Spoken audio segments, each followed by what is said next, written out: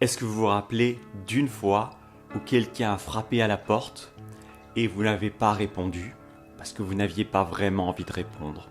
Vous savez, quelqu'un qui sonne à la porte ou quelqu'un qui frappe au carreau. Et cette personne, peut-être qu'elle a insisté, peut-être qu'elle a continué à frapper à la porte alors que vous saviez très bien que vous n'alliez pas répondre. Qu'est-ce que vous avez ressenti à ce moment-là quand cette personne insistait, frappait à la porte ou appuyait sur le bouton de la sonnette et que vous n'alliez pas répondre?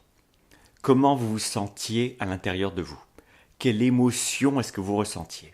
C'est quelque chose que j'ai fait petit, j'aimais pas répondre à la porte. J'aimais pas répondre à la porte en général parce que je me disais, qui c'est qui va se présenter à la porte? C'est encore quelqu'un que je veux pas voir, donc je vais pas répondre.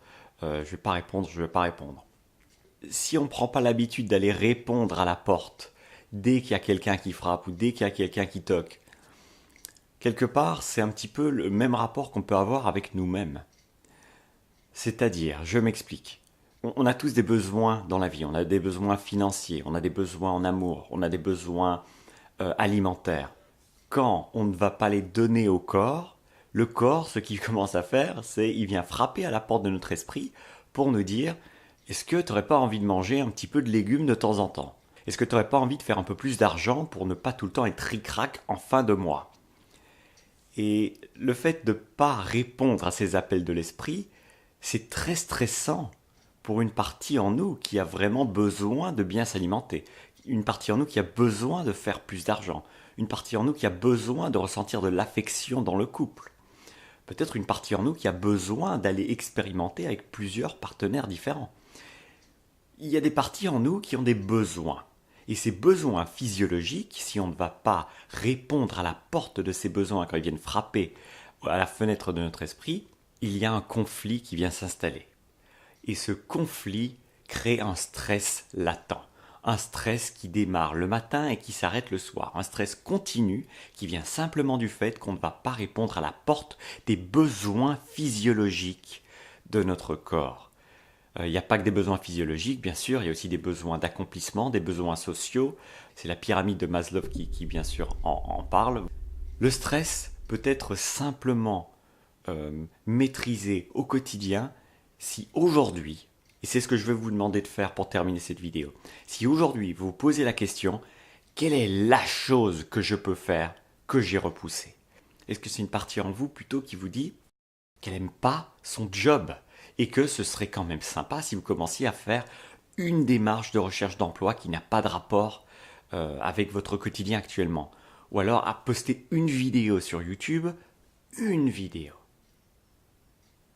simplement pour commencer le processus de lancer votre activité sur Internet. Si c'est en amour, peut-être que c'est simplement le fait de vous inscrire sur un site de rencontre.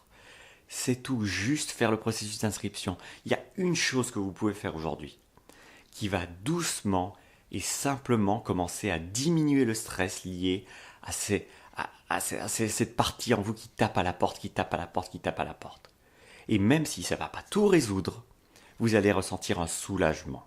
Un soulagement à partir du moment où il y aura une personne en moins à la porte qui va créer une sorte de capharnaüm qui est à la base d'une grosse partie du stress qu'on ressent au quotidien. Ça va pas faire taire toutes les parties qui sont à la porte. Plus on attend, plus on procrastine et plus il y a des gens qui s'amassent à la porte et au final on se dit: mais comment est-ce que je vais réussir à faire pour calmer toutes ces personnes quand on se retrouve face à des dizaines et des dizaines de paparazzi qui essayent de rentrer dans notre maison parce qu'on n'a pas été répondre à la porte plus tôt. Comment est-ce qu'on fait pour sortir de là? Simplement, prenez une action aujourd'hui par rapport à une de ces parties. Et quand vous ouvrez la porte et que vous apercevez qu'il y a des dizaines et des dizaines de personnes, les parties de votre inconscient qui espèrent que vous allez les écouter, n'en écoutez qu'une. Prenez une de ces parties, faites-la rentrer et ayez une petite conversation avec. Demandez-lui juste qu'est-ce que vous allez pouvoir faire aujourd'hui pour aller dans sa direction. Faites ça et je vous assure que cette journée ne sera pas perdue et c'est même peut-être une journée dont vous allez vous rappeler à l'avenir.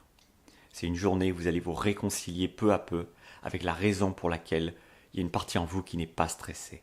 Parce qu'il y a une partie en vous qui sait que tout ce que vous avez à faire pour ne pas être stressé, c'est adresser les choses que vous avez commencé à laisser un petit peu aller au fur et à mesure du temps. Les choses que vous avez peut-être laissé un petit peu pourrir, et ça nous arrive à tous, ça m'arrive à moi, il y a des tonnes de trucs, il y a des tonnes de personnes devant ma porte, mais je sais qu'en allant ouvrir la porte, en allant les adresser un par un, il y a une chance que demain soit un jour un peu plus agréable et un peu moins stressant. Je vous souhaite un maximum de succès par rapport à cette étape, la seule étape que je vous demande de faire aujourd'hui. Et bonne chance quand vous ouvrirez la porte de votre tête à toutes ces parties qui vous demandent leur attention aujourd'hui. C'était Thierry Markovitch, à bientôt.